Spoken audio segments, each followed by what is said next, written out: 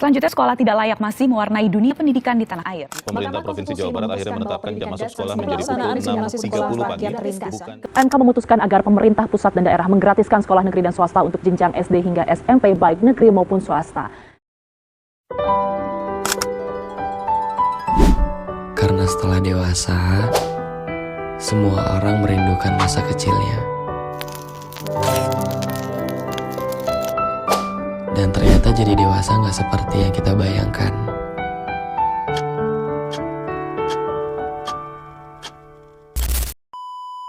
Pernahkah kamu membayangkan seperti apa suasana sekolah zaman dulu di Indonesia? Mungkin antara tahun 60-an sampai tahun 80-an. Kebanyakan orang mungkin masih hafal dengan bunyi lonceng sekolah. Lonceng yang semua bahannya terbuat dari besi, yang sewaktu-waktu dipukul oleh guru piket ataupun penjaga sekolah. Suara lonceng yang keras itu menjadi suara yang khas yang menggema ke seluruh penjuru sekolah. Suara itu menjadi penanda waktu masuk, istirahat, dan pulang sekolah. Anak-anak yang datang ke sekolah, mereka datang dari berbagai macam kondisi sosial dan ekonomi yang berbeda-beda. Bagi yang kaya, mereka tampil sedikit lebih baik dari anak-anak yang lain. Ke sekolah dengan sepatu yang bagus, seragam yang rapi, membawa tas koper dan peralatan tulis yang lengkap, serta uang jajan yang cukup di saku celana mereka. Tapi bagi mereka yang miskin, mereka tampil seadanya. Ke sekolah memakai sepatu butut, seragam kusut, buku dan peralatan tulis yang seadanya. Tanpa uang jajan, hanya berbekal nasi atau umbi-umbian dari rumah. Kondisi ini menjadi sesuatu yang lumrah pada masa itu. Yang terpenting adalah semangat belajar tetap dibawa dari rumah. Disiplin yang ketat sudah jadi bagian dari keseharian. Guru-guru yang galak, tapi justru itulah yang membentuk mental para murid. Papan tulis masih menggunakan kapur, bukan spidol seperti sekarang ini. Dan suara mencicit dari kapur itu terasa geli di telinga. Ya, inilah potret sekolah zaman dulu. Bukan sekadar tempat menimba ilmu, tapi juga tempat menempa karakter. Di ruang kelas yang penuh kenangan, pelajaran yang kadang bikin takut, sampai hukuman-hukuman yang kalau dipikir sekarang mungkin sudah dianggap melanggar HAM. Tapi semua itu adalah bagian dari cerita besar, bukan sekedar nostalgia, melainkan kisah tentang bagaimana dunia pendidikan Indonesia pernah membentuk generasi bangsanya. Sebelum semuanya berubah menjadi serba digital, serba berani, dan serba instan. Tangani. Ulang. Tinju. Halo ya. Sama kamu ya. Emang ada bapak kamu? Ya.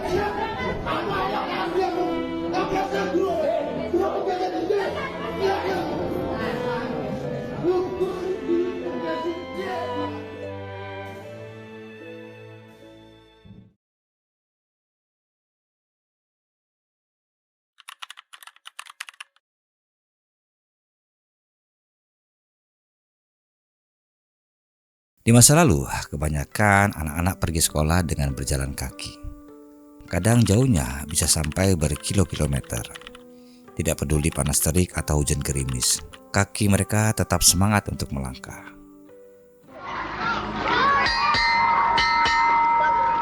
Jam masuk sekolah biasanya pukul 7 pagi. Dan jika ada yang datang terlambat, siap-siap disuruh kembali ke rumah atau disuruh berdiri di depan kelas. Berdiri sambil menahan rasa malu, tapi mereka tidak melawan. Mereka tidak dendam. Mereka sadar bahwa inilah hukuman bagi siapapun pelanggar aturan. Dan ini juga bukan siksaan, tapi inilah nilai-nilai yang wajib ditanamkan sejak usia muda. Ya, sejak di bangku sekolah. Lalu bagaimana dengan seragam sekolah? Pada kenyataannya seragam sekolah waktu itu belum banyak seperti sekolah-sekolah yang ada di zaman sekarang. Tidak banyak jenis seragam, selain seragam utama putih dan merah, ada juga seragam pramuka yang biasa dipakai di hari Sabtu. Bagi yang tidak punya, tidak ada masalah, mereka masih bisa menggunakan seragam putih dan merah untuk dipakai kembali. Tapi jangan membayangkan seragam sekolah yang licin, wangi, dan rapi. Dulu seragam sekolah sering kusut, pudar warnanya karena dipakai setiap hari. Terlalu sering dijemur langsung di bawah terik matahari. Problemnya adalah mereka tidak punya banyak pilihan. Seragam yang dipakai mereka setiap hari adalah baju sekolah terbaik yang mereka punya. Jadi ya kalau kotor ya langsung dicuci, dijemur, begitu kering bisa dipakai lagi untuk esok harinya. Yang penting bukan soal gaya, tapi soal hadir. Duduk, dengarkan guru, dan jangan berani melawan. Karena sekolah itu tempat belajar, bukan tempat pamer.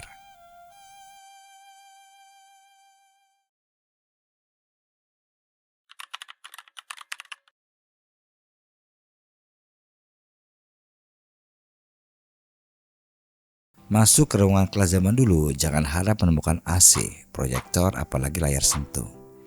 Yang ada hanya papan tulis hitam berukuran besar, kapur putih, dan penghapus tebal yang kalau dilempar guru bisa bikin malu walaupun tidak sakit. Meja dan kursinya terbuat dari kayu, kadang ada bekas coretan, tulisan di atasnya. Tulisan bisa bermacam-macam, bisa berupa nama sendiri atau sekadar huruf-huruf yang tidak beraturan. Ventilasi cuma dari jendela besar yang dibuka lebar-lebar supaya angin bisa masuk. Meski fasilitas terbatas, anak-anak tetap fokus belajar. Tidak ada yang mengeluh, malahan mereka terlihat bahagia dan antusias. Sesuatu yang luar biasa pada saat itu. Namun soal nilai pelajaran tetap saja membuat mereka pusing dari dulu sampai sekarang. Ya, belajar itu memang tidak pernah mudah. Bedanya zaman dulu tidak secanggih sekarang. Dulu belum ada Google, jadi semua harus dicari dan dihafal sendiri.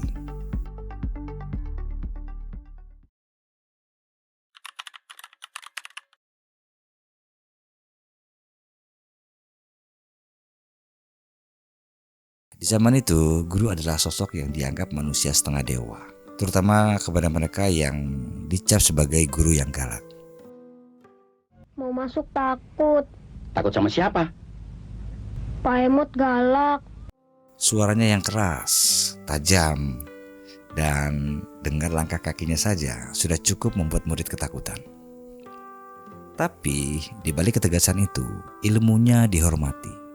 Pelajaran seperti PPKN diajarkan dengan semangat nasionalisme yang tinggi. Contoh, bendera merah putih dikibarkan setiap hari. Dan waktu itu setiap menyanyikan lagu Indonesia Raya wajib dinyanyikan dengan penuh rasa hormat dan rasa bangga. Dari dulu sampai sekarang, pelajaran matematika mungkin tetap menjadi momok yang menakutkan bagi sebagian murid, terutama buat mereka-mereka yang malas untuk berpikir. Ini bisa benar, bisa juga tidak. Karena di dalam matematika mengandung rumus-rumus yang bisa bikin kepala mereka berdenyut, bahkan bisa sampai pecah. Selain matematika yang membosankan, sesuatu hal yang paling diingat dari gaya mengajar zaman dulu adalah hafalan. Ya, hafalan. Nama-nama menteri, sila Pancasila, isi Undang-Undang 45, semuanya harus dihafal di luar kepala. Tidak bisa berdiri di depan kelas, mengulang atau push up 50 kali. Tidak ada yang protes dan tidak ada yang berani membantah. Tapi ada satu mata pelajaran yang waktu itu benar-benar menjadi favorit. Ya mungkin juga sampai dengan saat ini ya, yaitu pelajaran menggambar. Entah kenapa saat pelajaran lain terasa berat, mata pelajaran menggambar selalu terasa lebih ringan. Dan ada satu lagi. Pelajaran yang menjadi favorit adalah pelajaran olahraga.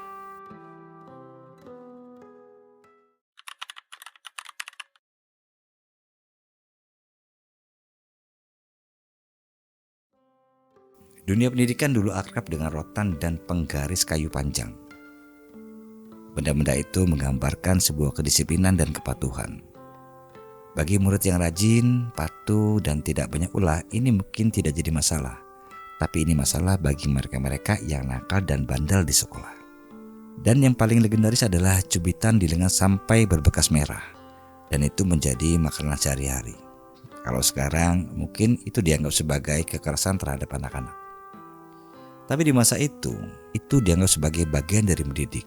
Anak-anak diajarkan arti kedisiplinan, belajar dari kerasnya aturan, dari beratnya hukuman, tapi bukan belajar dari kata-kata motivasi. Tidak sedikit anak yang akhirnya menjadi orang setelah ditempa dengan sistem seperti itu. Karena disiplin itu dibentuk, bukan hanya diberitahu melalui PowerPoint ataupun seminar. Guru tidak takut pada orang tua murid. Justru orang tua murid yang menghormati guru. Karena mereka percaya sekolah adalah tempat anak dibentuk, bukan tempat anak untuk dimanja. Waktu itu, guru memegang peranan yang sangat penting. Guru bukan sekedar mengajar, tapi juga pembentuk karakter-karakter yang hebat.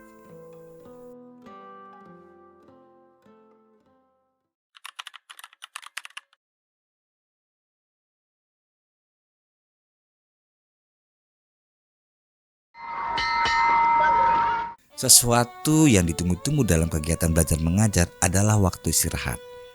Kalau sudah mendengar bunyi lonceng, rasanya seperti mendengar lagu favorit, bahagia dan juga lapar. Anak-anak langsung berlarian keluar kelas. Ada yang ke kantin, ada yang ke tukang jualan di pagar sekolah. Tapi ada juga yang tetap tinggal di dalam kelas. Dengan uang jajan Rp100, itu sudah cukup buat mereka untuk membeli gorengan, es mambo, atau kue bolu potongan kecil. Tidak ada kafe, tidak ada boba, tidak ada kopi susu kekinian. Tapi bahagianya mereka itu luar biasa. Buat mereka yang tidak memiliki uang jajan, mereka tetap tenang karena mereka membawa bekal dari rumah. Cukup duduk, makan di dalam kelas, ngobrol dengan teman, atau main kelereng. Tidak ada ponsel, tidak ada reels atau story Instagram. Tapi hubungan antar teman terasa nyata, tertawa lepas, marah, dan baikan lagi. Itulah sedikit cerita masa-masa sekolah di zaman dulu.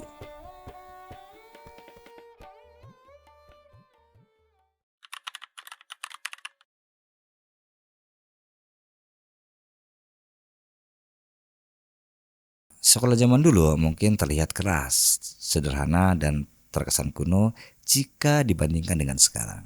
Tapi dari sistem itulah lahir anak-anak yang tahan banting, yang tahu rasanya dimarahi guru, disuruh baris tengah panas, dan sekuat tenaga tetap bertahan. Dunia berubah dan sekolah pun berubah. Segalanya serba digital dan serba mudah sekarang. Tapi kenangan itu tidak pernah tercapai. Dan mungkin di tengah kecanggihan hari ini kita mulai rindu pada zaman di mana belajar berarti bersungguh-sungguh. Dan guru adalah sosok yang kita takutkan sekaligus kita hormati. Zaman di mana keterbatasan justru membuat kita lebih kuat. Jika ada tambahan, teman-teman bisa tuliskan ini di kolom komentar. Pengalaman kalian di waktu sekolah ataupun yang lainnya. Dan sampai jumpa di konten berikutnya. Salam nostalgia.